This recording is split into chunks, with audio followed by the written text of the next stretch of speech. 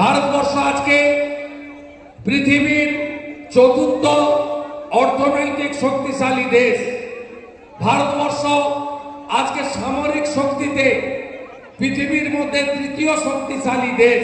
কিছুদিনের মধ্যেই দ্বিতীয় শক্তিশালী দেশে পরিণত হবে। ভারতবর্ষে যদি এই মশা মাছিরা আমাদের উপরে চোখ তুলে, আঙুল তোলে, ভারত বিরোধী শক্তিকে আপনারা উৎসাহিত দেন, তাহলে আপনারা জানবেন স্যাকরার ঠুকটা আর কামারের এক হাত। আপনারা আমাদের ভূখণ্ডে কৃষকদের ধান তুলতে দেবেন না, গবাদি পশুকে তুলে নিয়ে যাবেন। 1.5 কিলোমিটার বর্ডার এলাকাতে ফেন্সিং করতে দেবেন না। এই রাজ্যের মুখ্যমন্ত্রী তার দলের সমস্ত কর্মচারীরা কি বলেন বিএসএফ দায়ী, বিএসএফ কে রেপিস্ট পর্যন্ত বলেছেন। এরা কোথায় নেমেছেন দেখুন। আমি প্রশ্ন করতে চাই, আজ প্রজাতন্ত্র দিবসে মাননীয় 4000 কিলোমিটার ভারত বাংলাদেশ বর্ডার আছে। 5টা রাজ্যে, মিজোরামে, মেঘালয়, ত্রিপুরা, আসাম এবং পশ্চিমবঙ্গে। সবচেয়ে বেশি বর্ডার কার? ভারতবর্ষে। পশ্চিমবঙ্গে 2200 কিলোমিটার। আপনি 596 কিলোমিটার জমি দেননি কেন? জমি অধিগ্রহণ আইন আপনারা জানেন। 1894 সালে ল্যান্ড অ্যাকুইজিশন অ্যাক্ট, কালেক্টরের হাতে, তাকে এখন আমরা ডিএম বলি। সেকশন 4, ভারত সরকার টাকা দেয়, ভারতের স্বরাষ্ট্র দপ্তর যত টাকা লাগে দেয়।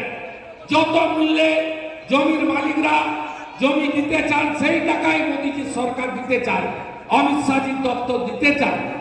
কিন্তু রোহিঙ্গা মুসলমানদেরকে ঢুকিয়ে জনসংখ্যা বদলে দিয়ে আজকে পশ্চিমবঙ্গকে দখল করে নিতে চায় এরা, জনসংখ্যার বিস্ফোরণ ঘটিয়ে। তাই 596 কিলোমিটার জায়গায় কাঁটাতার দেওয়ার জন্য জমি দেয়। বিএসএফ কে 17টা চৌকি করার জন্য জমি দেয়নি পশ্চিমবঙ্গ সরকার। বিএসএফ এর 11টা বড় ক্যাম্প করার কথা, সেই ক্যাম্প করার জমি দেওয়া হয়নি।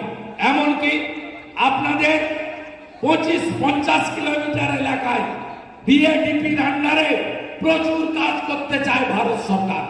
রাস্তা করতে চায়, নিকাশি করতে চায়, আপনাদের স্কুল বাড়ি দিতে চায়, স্বাস্থ্য কেন্দ্র বানিয়ে দিতে চায় বিএডিপির আওতায়। কিন্তু পশ্চিমবঙ্গ সরকার বিএসএফ কে এবং ভারত সরকারকে কাজ করতে দিচ্ছে না। একটাই কারণ, জনসংখ্যা বদল করে ওদের ভোট ব্যাংককে মজবুত রাখা। আমাদের সঙ্গে ভারতীয়দের বিরোধ নেই, যারা পরম্পরায় ভারতবর্ষে বসবাস করছেন। কিন্তু যারা ওপার থেকে কাঁটাতারের বেড়া না থাকার সুযোগ নিয়ে ঢুকে পড়ছে, নদী পেরিয়ে, পুকুর পেরিয়ে, কুয়াশার সুযোগ নিয়ে, ক্ষেতের মধ্যে দিয়ে, ভুট্টা ধান ক্ষেতের মধ্য দিয়ে, এই লোকগুলো কি করছে? এসে লাভ জিহাদ করছে, ভোট জিহাদ করছে, জমি জিহাদ করছে। এবং বর্ডার এলাকায় সনাতনীরা তাদের ধর্মকর্ম পালন করতে পারছে না, আজকে এই জায়গায় নিয়ে যাচ্ছে। তাই আপনাদের ঐক্যবদ্ধ থাকতে হবে, চিন্তা কিচ্ছু করবেন না। আপনারা ভাবছেন কবে হবে। আমি বলছি, আমরা বড় ভাইয়ের দায়িত্ব অনেক। আমাদের ভারতবর্ষ অনেক বড় শক্তিশালী দেশ। এরা আঁচড় দিচ্ছে, এরা কামড়াচ্ছে, এরা ঢিল ছুঁড়ে দেখছে। আমরা কিন্তু আমাদের বিএসএফ সরকার ধৈর্যের পরীক্ষা দিচ্ছে। কেন জানেন? ওপারে একটা অবৈধ সরকার তৈরি হয়েছে। একজন নির্বাচিত প্রধানমন্ত্রীকে গায়ের জোরে প্লেনে তুলে দিয়ে পাঠিয়ে দিয়ে একটা মৌলবাদী সরকার, জঙ্গিবাদী সরকার, জামাতের সরকার, সেই সরকার পাকিস্তানের যারা নাতিপুতি আছে, রাজাকারের নাতিপুতি, যারা 71-এ হেরেছিল ভারতীয় সেনা বিএসএফ এর কাছে, মুক্তিযোদ্ধাদের কাছে, তারা ওখানে পিছনের দরজা দিয়ে এই 5 মাস ক্ষমতায় আছে। তারা ওখানে সরকার চালাতে পারছে না, তারা ভ্যাট চাপিয়েছে, প্রত্যেক দিন মন্দির ভাঙছে, প্রত্যেক দিন হিন্দু খুন হচ্ছে, প্রত্যেক দিন ওখানে আইন শৃঙ্খলা শেষ হয়ে গেছে। তাই যুদ্ধের জিগির তুলে এবং বর্ডার এলাকাতে উত্তেজনা সৃষ্টি করে এই মোল্লা ইউনুস, সুদখোর ইউনুস, তিনি দেশপ্রেমের জিগির তুলে টিকে থাকতে চান। তাই এই সব উস্কানি হচ্ছে বর্ডারে। একটু ধৈর্য রাখুন।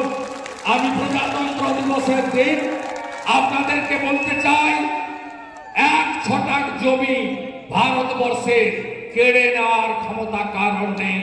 দেশের বর্তমান প্রধানমন্ত্রী যিনি আছেন, তিনি G20-তে নেতৃত্ব দিয়েছেন,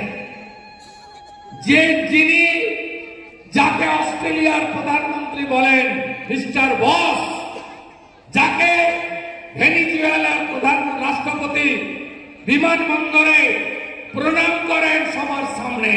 সাংবাদিকরা যখন জিজ্ঞেস করে যে আপনি প্রণাম করলেন কেন প্রটোকল ভেঙে, বলল এই লোকটা কোভিডের সময় নিজের দেশের লোককে কোভিডের ভ্যাকসিন দেওয়ার পরে 55টা গরিব দেশে বিনামূল্যে ভ্যাকসিন দিয়েছে।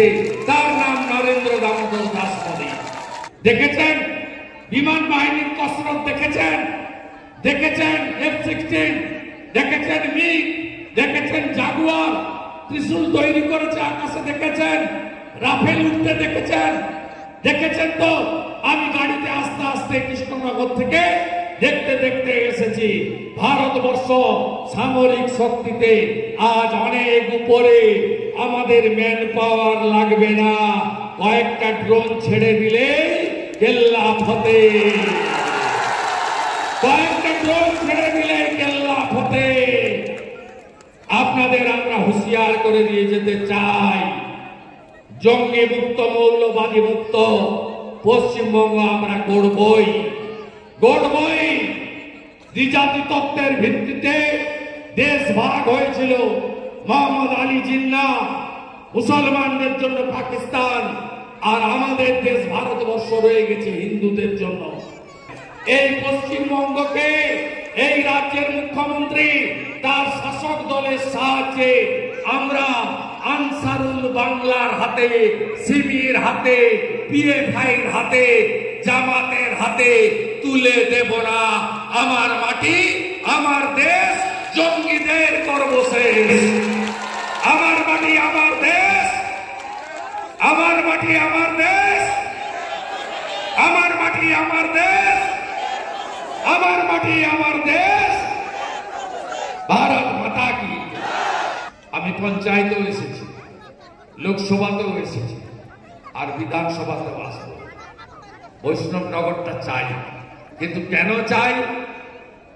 কারণ বাংলাটাকে জঙ্গি মুক্ত করতে হবে। মুর্শিদাবাদে আনসারুল বাংলার জঙ্গিরা ধরা পড়ে, 7 শেখ, তার এপিক আছে, তার আধার আছে, তিনি মাদ্রাসা চালান, 3 বার ভোট দিয়ে দিয়েছে তৃণমূলকে। কাশ্মীরের জঙ্গি জাভেদ মুন্সি এই বাংলায় ধরা পড়ে। বাংলাকে বাঁচাতেই হবে, বাঁচাতেই হবে, বাঁচাতেই হবে। মাননীয় মুখ্যমন্ত্রী বর্ডারে আসতে না বলেছিলেন, আমরা সবাই এসেছি, আপনি আমাদের অনুপ্রাণিত করেছেন। আমাদের ভিডিও ভালো লাগলে লাইক এবং শেয়ার করুন। কমেন্ট সেকশনে গিয়ে জানান আপনাদের মতামত। আরও ভিডিও পেতে আমাদের চ্যানেল সাবস্ক্রাইব করুন এবং প্রতি মুহূর্তে খবরের আপডেট পেতে প্রেস করুন বেল আইকন।